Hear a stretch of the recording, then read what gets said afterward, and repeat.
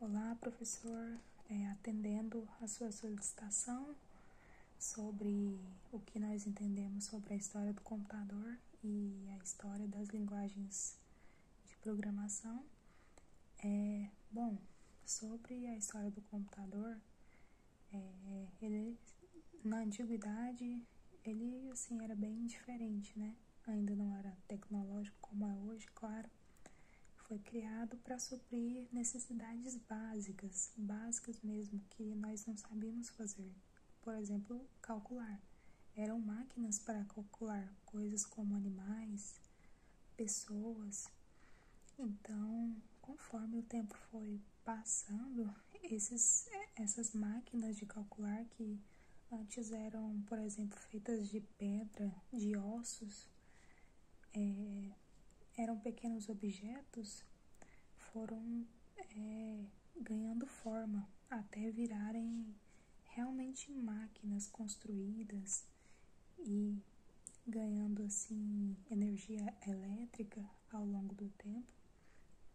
Então, conforme a necessidade do ser humano foi aumentando, essa necessidade de tecnologia, de resolução de problemas, essas máquinas foram evoluindo também.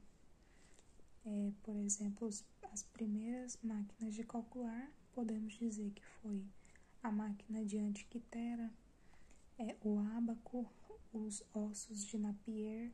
Então, eram algo muito básico, objetos, então nem se compara ao que nós temos hoje.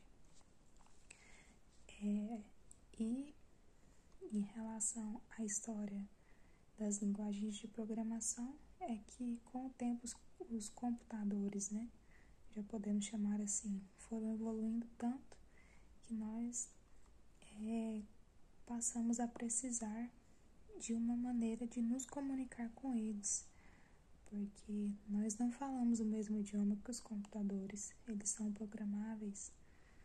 É como se a gente agora, para poder se comunicar com o computador e ele nos dar o resultado que nós tanto precisamos, nós temos que aprender a linguagem dele, como por exemplo a linguagem Java, linguagem Go, várias linguagens nós temos hoje, a Python.